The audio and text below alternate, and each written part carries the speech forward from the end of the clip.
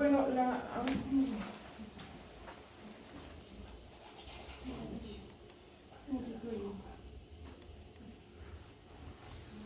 la isquemia mesentérica va a ser el resultado de un compromiso vascular del intestino y del mesenterio. Normalmente va a implicar una alta mortalidad cuando representa un contexto agudo y cuando no se trata oportunamente, pero vamos a encontrarlo en un contexto agudo y también en un contexto crónico. El contexto crónico va a tener una presentación clínica más insidiosa y puede llegar a ser incluso un diagnóstico de exclusión. Generalmente va a afectar a pacientes de edad avanzada. La secuencia de hechos que vamos a observar en la isquemia mesentérica va a ser inicialmente una necrosis de la pared intestinal y se refiere, de acuerdo a la literatura, que van a haber diferentes cambios en la mucosa intestinal y posteriormente una necrosis transmural. Los cambios en la mucosa inician a los 15 minutos posterior a la privación del riego sanguíneo. Refiere que va a haber como alteración estructural de las vellosidades y a las 6 horas ya vamos a observar la necrosis transmural. Esto va a favorecer la proliferación bacteriana, que va a favorecer también la producción de gas con una neumatosis intestinal. Esta neumatosis intestinal va a variar dependiendo en dónde la observemos y refiere que va a tener un mejor pronóstico si es solamente del colon y un peor pronóstico si afecta al intestino delgado, y sobre todo si se acompaña de otros signos, en este caso radiológicos, ¿no? Posteriormente, la migración de este aire a través de los vasos mesentéricos, que va a afectar a la vena porta y pues nos va a traducir una neumatosis portal. Finalmente, sepsis y o perforación intestinal, que nos va a dar una sepsis abdominal y puede desencadenar la muerte del paciente en el 30-90% de los casos, dependiendo del tiempo de evolución y de las comorbilidades del paciente. La vamos a dividir entonces en una presentación aguda y una presentación crónica. Puede afectar arterias y venas. Referente a la presentación aguda va a ser la más frecuente y la presentación crónica va a representar menos del 5% o el 5% de los casos. Las causas de la presentación aguda pueden ser oclusivas o no oclusivas. De estas, la más frecuente va a ser las causas oclusivas y, como habíamos mencionado, pueden afectar arterias y venas. La afectación de las arterias va a ser principalmente por trombosis, que puede ser in situ o embólica. La in situ va a representar el 50% de los casos y la embólica el 20% de los casos, y también puede asociarse a una disección arterial. En este caso refiere que si afecta a las arterias, la más frecuentemente afectada va a ser la arteria mesentérica superior, hasta el 50% de los casos, debido a que va a tener un ángulo mayor con respecto a la arteria celíaca o el tronco celíaco. Y la localización de la trombosis, en el caso de que sea por trombosis, va a ser frecuentemente distal, afectando la rama cólica media y la yeyunal. Con respecto a la afectación venosa, vamos a ver una trombosis venosa, que va a ser la causa pues, de esta isquemia, y las causas no oclusivas refiere que va a ser una hipovolemia generalizada, por ejemplo un choque cardiogénico. También se asocia a medicamentos que son derivados del centeno, según refería por ejemplo cabergolina, o antiparkinsonianos, y también trauma. Y la crónica, la principal causa, la que vamos a ver más asociada, va a ser la aterosclerosis. También puede estar asociada con vasculitis o displasia fibromuscular, y en este caso refiere que el ultrasonido Doppler va a tener un mayor aporte en la isquemia mesentérica crónica. En estos cuadros dividimos las causas que ya explicamos, las oclusivas y las no oclusivas y las principales, y en este cuadro inferior tenemos una división de las principales causas también, tanto de embolismo arterial, trombosis arterial y trombosis venosa, en el contexto agudo, y también la presentación clínica. Si hay una afectación arterial, vamos a tener una aparición súbita del dolor, diferente a que fuera una afectación venosa, en donde vamos a tener un inicio subagudo, igual o similar al contexto crónico. Respecto a los estadios asociados, el principal, el que se menciona con más frecuencia, va a ser la edad avanzada.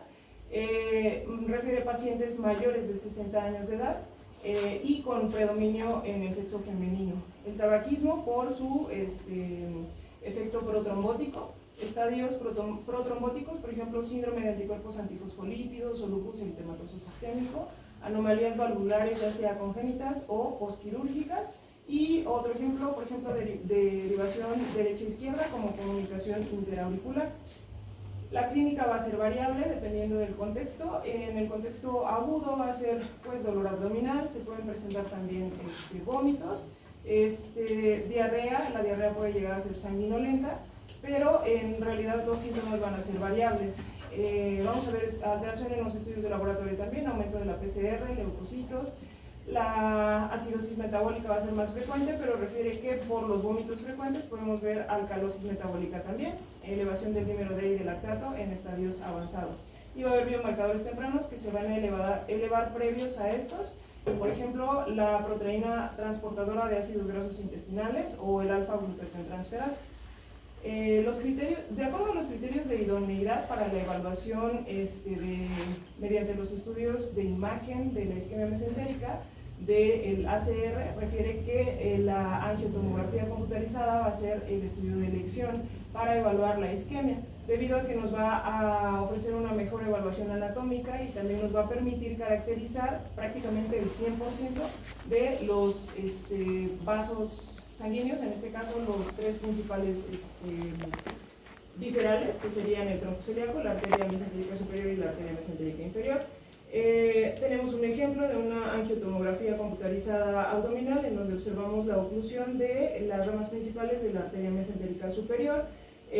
Observamos que se puede, además de caracterizar la longitud vascular, también se localiza como tal el trombo, pero la deficiencia que tiene este estudio es que solamente va a ser diagnóstico y no va a ser terapéutico, a diferencia de la angiografía, en la cual además de ser diagnóstica, también puede ser terapéutica, como en este ejemplo, en donde observamos un defecto de llenado en el tronco principal de la arteria mesentérica superior, que es el que está señalado con la flecha roja, y posterior a una aspiración del trombo se observa un paso adecuado del medio de contraste sin defectos de llenado, debido a que pues, también va a ser un estudio terapéutico. Y con respecto al ultrasonido, refiere que va a servirnos para evaluar otras causas de dolor abdominal, también nos va a servir para caracterizar anatómicamente estos vasos, pero tiene la deficiencia de que la calidad de la imagen va a ser dependiente del operador y también de situaciones inherentes al paciente, por ejemplo el estado postprandial o el IMS del paciente, que pueden, afectar la idoneidad del estudio. Como sabemos, la caracterización de en este caso de la arteria mesentérica superior que habíamos mencionado va a ser la más afectada, de acuerdo a marcadores anatómicos que pues, se va a encontrar posterior a la vena esplénica y anterior a la aorta y la vena renal y a la derecha de la vena mesentérica.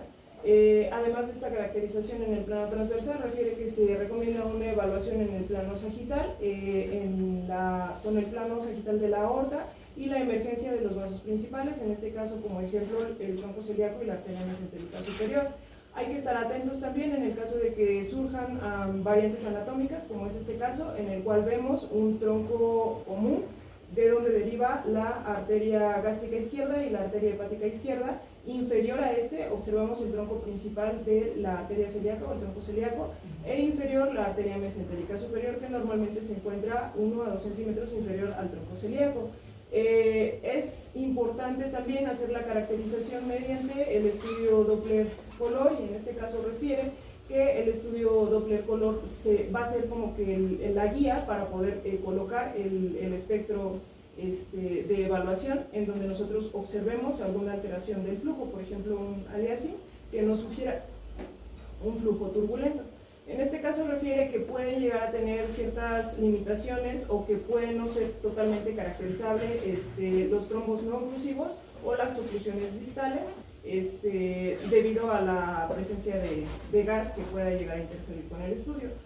Respecto a los hallazgos que vamos a ver en los estudios de imagen, se pueden dividir en hallazgos tempranos, intermedios y hallazgos tardíos de ultrasonido. En los hallazgos tempranos refiere que vamos a ver una oclusión vascular, también un espasmo intestinal, y posteriormente ya en fases un poco más avanzadas puede haber un aumento de la producción de gas que pueda dificultar el estudio también. Y en fases tardías podemos ver líquido libre o líquido en el interior de las asas intestinales. Y bueno, con respecto a la isquemia mesentérica crónica, refiere que va a representar menos del 5%, como habíamos mencionado en un principio, y esta va a ser más frecuente en pacientes de edad avanzada. Aquí, bueno, puse la imagen porque el miedo a comer, o sea, es definido como miedo a comer la presentación clínica debido a que se va a caracterizar por un dolor que va a iniciar aproximadamente 1 a 2 horas después del consumo de alimentos, y, media hora después del consumo de alimentos, y va a durar aproximadamente 1 a 2 horas, pero va a ser más frecuente en pacientes femeninas de más de 60 años. Y la arteria más afectada va a ser la arteria mesentérica superior. También tomar en cuenta las comorbilidades del paciente, y pues el contexto clínico para hacer un diagnóstico o una evaluación integral. En este caso refiere que la aterosclerosis va a ser la causa más frecuente, y esta se va a dar principalmente en los ostias vasculares y en las porciones proximales.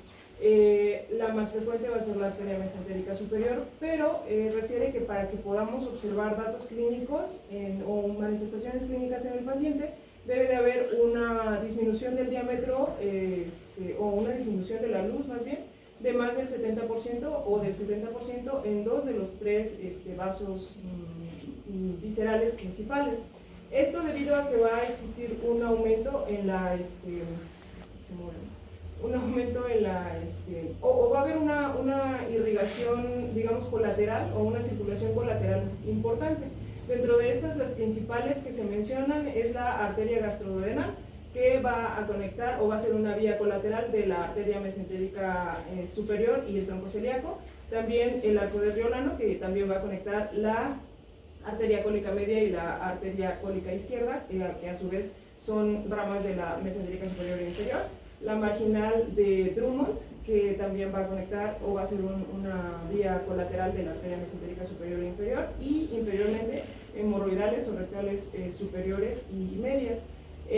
Respecto a esto, refiere que no todos los pacientes van a tener esta vascularidad colateral completa, que puede ser incompleta, y en este caso la más afectada va a ser la arteria de Drummond, y vamos a tener una afectación predominantemente del ángulo esplénico, que también es denominado como punto de Griffith.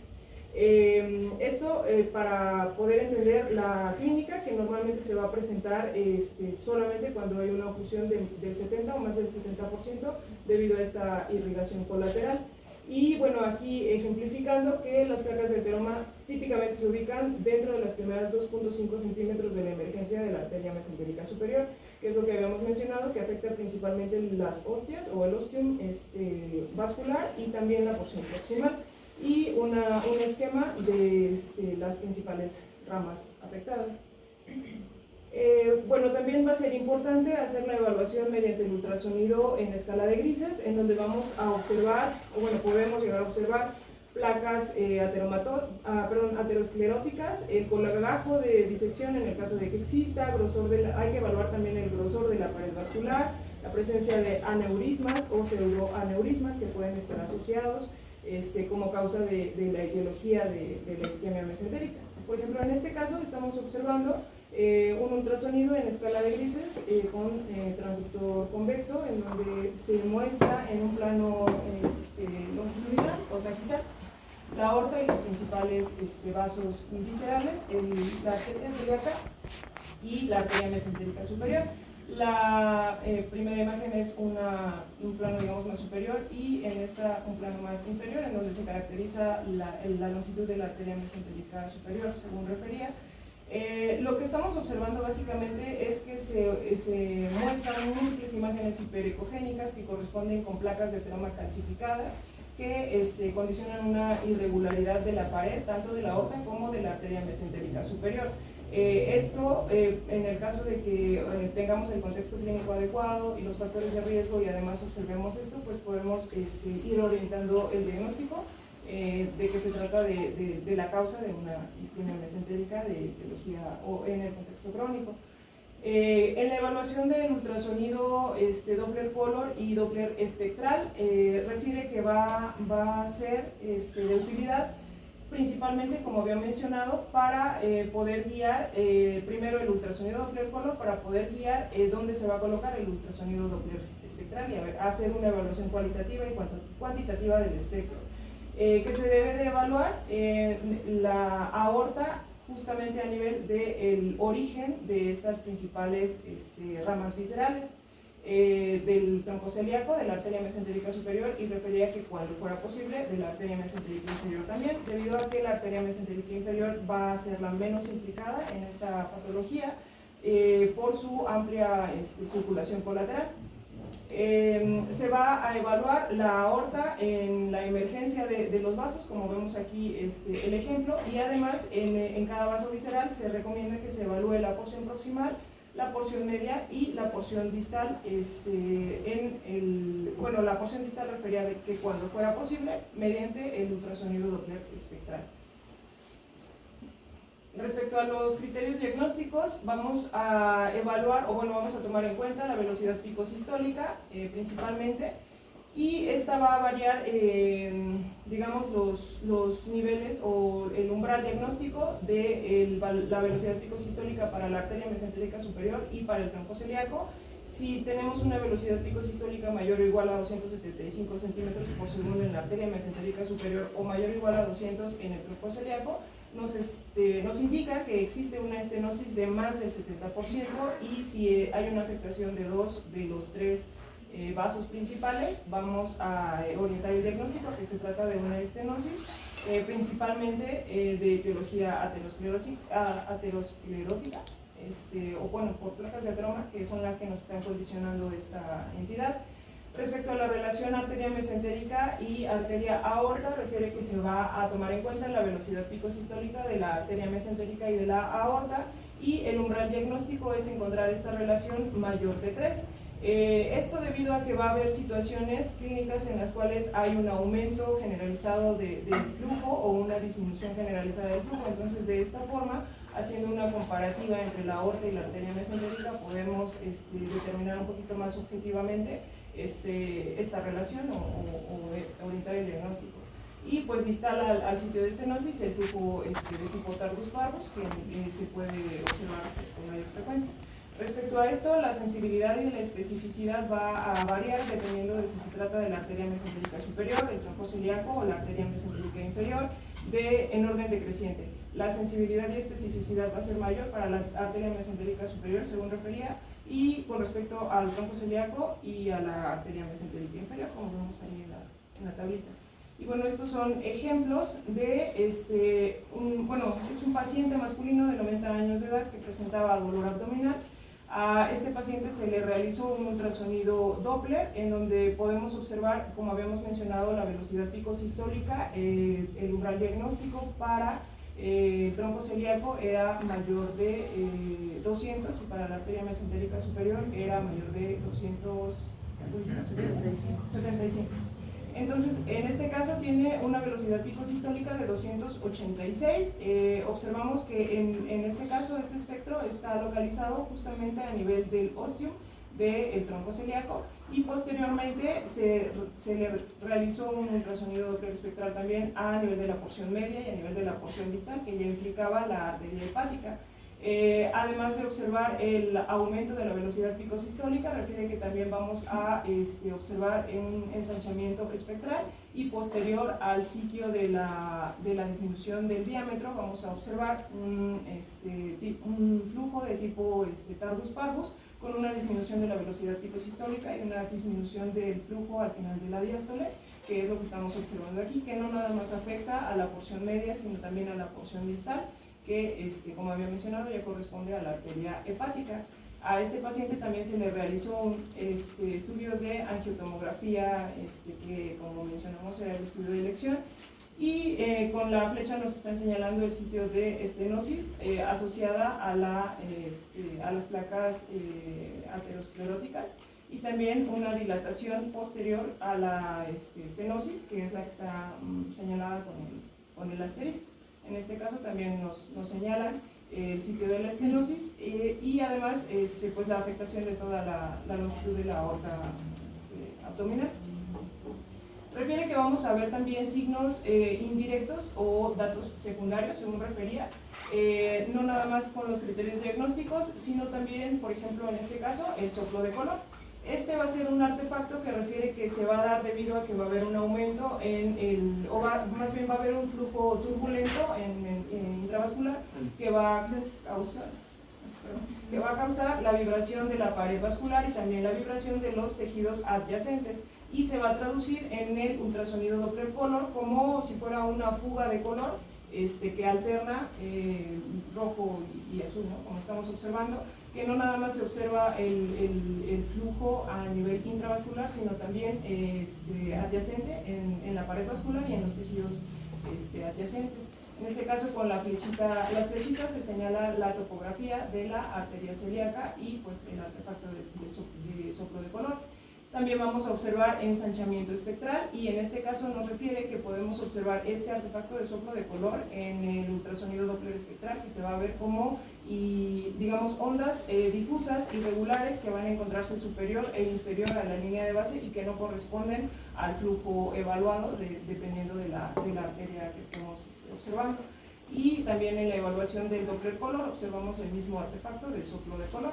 Aquí nos están señalando también el artefacto de soplo de color, según refería, con la evaluación del Doppler espectral y también un ensanchamiento espectral. Este es otro caso de una paciente femenina de 78 años de edad que también presentó dolor abdominal y se hizo la evaluación de la arteria mesentérica superior, igual a nivel del ostium. Como habíamos mencionado, se debe evaluar a nivel del ostium, la porción media, y la porción distal cuando es posible. Aquí está la evaluación del ostium, la porción media y la porción distal. A nivel del ostium observamos igual el mismo artefacto que habíamos mencionado, el soplo de color. Además observamos ensanchamiento espectral y aumento de la velocidad sistólica de esta 482 centímetros sobre segundo. El mismo artefacto que habíamos visto mediante la evaluación del Doppler espectral, y distal al sitio de estenosis un flujo de tipo Talbot Parvus, el que afecta la arteria mesentérica superior en la porción media y también en la porción distal. Y a esta misma paciente también se le realizó una angiotomografía computarizada. Esta es una reconstrucción en el plano sagital en donde observamos el sitio de la estenosis y la dilatación distal a la estenosis. Refería que afectaba al tronco celíaco y a la arteria mesentérica superior. Respecto a la vigilancia posterior a la revascularización, bueno, refiere que el tratamiento de la isquemia mesentérica se va a dar mediante la aplicación de o una colocación de stent o un injerto de derivación, esto dependiendo del contexto clínico del paciente o del grado de estenosis. Que los procedimientos mínimamente invasivos, pues en este caso son como que los de elección, y que el ultrasonido nos va a servir para hacer una vigilancia en el posquirúrgico inmediato y también un seguimiento que normalmente va a ser anual después del tratamiento quirúrgico. En este caso, la vigilancia posterior a la revascularización corresponde a un paciente femenino de 53 años de edad a quien se le realizó una colocación de stent. Y refiere que es importante realizar un estudio en el posquirúrgico temprano para que tengamos valores, digamos, basales que puedan llegar a ser comparativos con los estudios de seguimiento. Refiere que la reestenosis en el 24 al 40% de los casos se va a dar en los primeros 6 meses. También refiere que puede haber una estenosis recurrente, sobre todo en el contexto de un injerto de derivación, y que el diagnóstico se va a dar en el caso de que el paciente tenga un stent cuando la velocidad picosistólica sea mayor a 550 centímetros sobre segundo, o cuando la velocidad picosistólica duplique la velocidad picosistólica inicial que habíamos realizado en el posquirúrgico inmediato, bueno, temprano, que refería que iba a ser nuestro valor basal. Esta evaluación puede darse con el ultrasonido Doppler, con el ultrasonido en escala de grises y también con el ultrasonido Doppler. Desde el ultrasonido en escala de grises ya observamos que en el plano longitudinal, en la topografía de la arteria mesentérica superior donde se realizó la colocación del stent, tiene un contenido ecogénico y posterior, tras la aplicación del modo Doppler color, presenta este artefacto de aliasing en el interior o en la topografía del stent. Y con la evaluación del ultrasonido Doppler espectral en la misma topografía, que pues era como nuestra guía para colocar el Doppler espectral, observamos una elevación de la velocidad picosistólica de hasta 873, correspondiente con un diagnóstico de una reestenosis del stent. Además de la reestenosis, podemos observar, o bueno, nos va a servir para caracterizar placas de engrosamiento parietal, migración, torcedura o fractura del stem, que va a ser también importante evaluar, no nada más los espectros o la evaluación mediante el ultrasonido Doppler color, sino también esto se puede llegar a evaluar mediante el ultrasonido en escala de grises. Bueno, esta es de la misma paciente en la porción media y en la porción distal, en donde observamos que distal a la zona de estenosis del stem ya tiene una disminución de la velocidad picosistólica, y en la porción distal refería que también presentaba una disminución de la velocidad picosistólica con un flujo parvus que pues sugería esta reestenosis del stem. Se realizó una angiotomografía computarizada, igual una reconstrucción en el plano sagital. Observamos el engrosamiento parietal y el contenido hipodenso en el interior, que correspondía con la zona que habíamos evaluado, que se había evaluado mediante el ultrasonido. Respecto al injerto de derivación, los injertos refiere que se van a realizar con una anastomosis que se va a dar, digamos, la anastomosis proximal va a ser a nivel de la aorta y la anastomosis distal se va a localizar distal al sitio de estenosis inicial que haya causado la isquemia mesentérica en este caso. Y se deben de evaluar en este orden, primeramente a nivel de la aorta y posterior a nivel de la porción de la estenosis proximal, de la anastomosis proximal, con respecto al injerto en la porción proximal, media y distal, y luego en la anastomosis distal, dependiendo de la arteria que esté implicada. Por ejemplo, en este caso, la arteria mesentérica superior, y refiere que la evaluación debe de ser, pues básicamente, o se deben de evaluar también los mismos parámetros que habíamos mencionado, y además caracterizar que no existan datos que nos sugieran no nada más la estenosis, sino también disección o pseudoaneurisma, que más frecuentemente se va a dar en los vasos nativos previo a las zonas de anastomosis, obstrucción mecánica o válvulas no desprendidas que puedan llegar a causar una obstrucción focal del flujo vascular. Y en este caso es una paciente que presentó un antecedente de isquemia mesentérica que involucraba la arteria mesentérica superior. Se le realizó un bypass de derivación y en el estudio de seguimiento se observa, bueno, en este caso nos encontramos a nivel de la anastomosis distal, digamos del injerto a la arteria mesentérica superior. Los flujos previos se encontraban normales, pero en este caso observamos el artefacto de aliasing, y posterior a la administración posterior a la aplicación del modo Doppler espectral, observamos también un aumento de la velocidad picosistólica de hasta 385 centímetros sobre segundo, correspondiente con una estenosis de la anastomosis del injerto distal de la arteria mesentérica superior, que es lo que se está caracterizando aquí en el estudio de angiotomografía, en una reconstrucción volumétrica en donde observamos la disminución del diámetro. La evaluación, como había mencionado, debe de ser anual y se debe de evaluar en estos sitios, o sea, los que ya mencionamos, tanto proximal como medio como distal.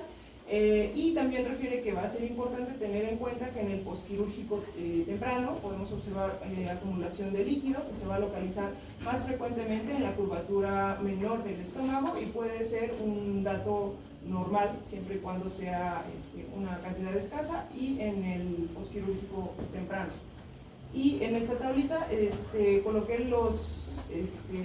digamos, la evaluación y las cosas que debemos de tomar en cuenta tanto en el ultrasonido en escala de grises, en el ultrasonido Doppler color y en el ultrasonido Doppler espectral. En el ultrasonido en escala de grises, la evaluación de las placas aterosclerosas de la aorta y arteria mesentérica superior, que va a ser la más frecuentemente implicada. También en el Doppler color, evaluación de la permeabilidad de estas, y en el Doppler espectral, pues la caracterización de la aorta, como habíamos mencionado, a nivel de la emergencia de las arterias, y de las arterias en el origen, en el segmento proximal, medio y distal. Con respecto al estrechamiento luminar, que nos puede traducir aliasing y artefactos de soplo tisular, que son los que ya observamos, la relación de la aorta y arteria mesentérica superior, de la velocidad picosistólica, que dijimos que un umbral diagnóstico era más de 3, colgajos de disección o aneurismas, direccionalidad del flujo sanguíneo y en la evaluación post-revascularización del stent y del injerto de derivación en los niveles en los cuales ya mencionamos que se debe de evaluar. También si existe dilatación postestenótica, trombos luminales y cambios del diámetro vascular, que son sugestivos de complicaciones del el tratamiento que se les da a este tipo de pacientes. Y bueno, eso sería todo. No sé si tienen ¿Dudas? ¿No? Muy bien, Fanny. Gracias. Bueno, como vieron, realmente la exploración de la arteria mesentérica superior del tronco no es nada sencillo. Pues sí requieres un poquito más de experiencia, de maña, pero bueno, sí es ideal que lo practiquen porque sí se presenta, ¿no? Hay pacientes con dolor crónico que si no lo pensamos, que pudiera estar ocurriendo, obviamente, como dijo, generalmente es gente pues, ya de edad mayor, que tiene exactamente, ese es el dato, miedo a comer, porque refiere que después de comer empieza el dolor y no cede en menos de 3 horas o se queda el resto del día con dolor.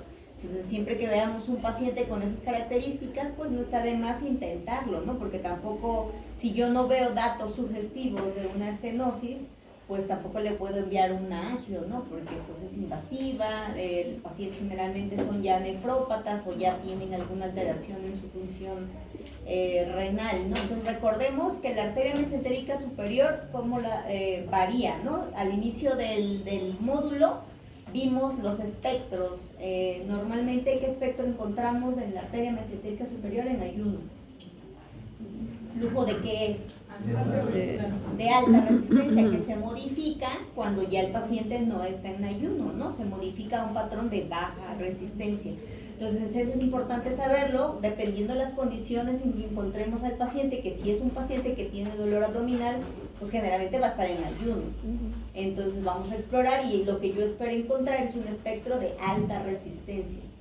Y si ya está posterior al ayuno, pues lo voy a encontrar de baja resistencia, ¿no? Estas modificaciones en el patrón también es importante, porque si no se modifican a pesar del ayuno o a pesar de no obtener el ayuno, pues algo nos está hablando que en esa arteria está pasando algo importante. Si yo veo una aorta que tiene muchas placas cálcicas, pues es obvio que puede suceder, ¿no? Puede suceder en el tronco celíaco, en la mesentérica o en las arterias renales. Entonces, por eso la importancia de evaluar todo el tronco vascular. Sí, sencillo no es operador totalmente dependiente, pero les aseguro que si lo hacen cada vez que hagan un hepático o un hígado y vías biliares, se van a familiarizar con la vascularidad. Y en un paciente que tengan alta sospecha de isquemia mesentérica, pues obviamente lo van a poder evaluar sin problema. Pero váyanse habituando a que siempre que hagan un estudio, pónganle el Doppler para tratar de detectar los vasos del tronco, ¿no? Y otro dato importante, no sé si leíste por ahí, Fanny, ¿de dónde eran los injertos? Cuando hacen la revascularización, que obviamente si ya es una mesentérica que está totalmente tapada, o sea que no hay forma de ponerle un stent, porque a veces obviamente son patologías crónicas, entonces a veces destaparlas todas es imposible. Entonces el cirujano vascular, ¿de dónde creen que van a tomar esa porción de vaso? No son protésicas, son de vasos nativos. De la safena. Entonces, si se recuerdan, en ese taller de safena, dijimos que la importancia de preservar la safena en un paciente con insuficiencia no era irse todos a safenectomía, sino quitar un segmento de la safena para poder hacer bypass de cualquier zona, ¿no? De que se requiera. Entonces de ahí toman el injerto.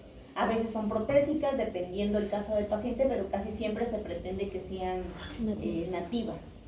Muy bien, pues hasta acá parece que no hay dudas, ¿no? Parece que no. Espero que no.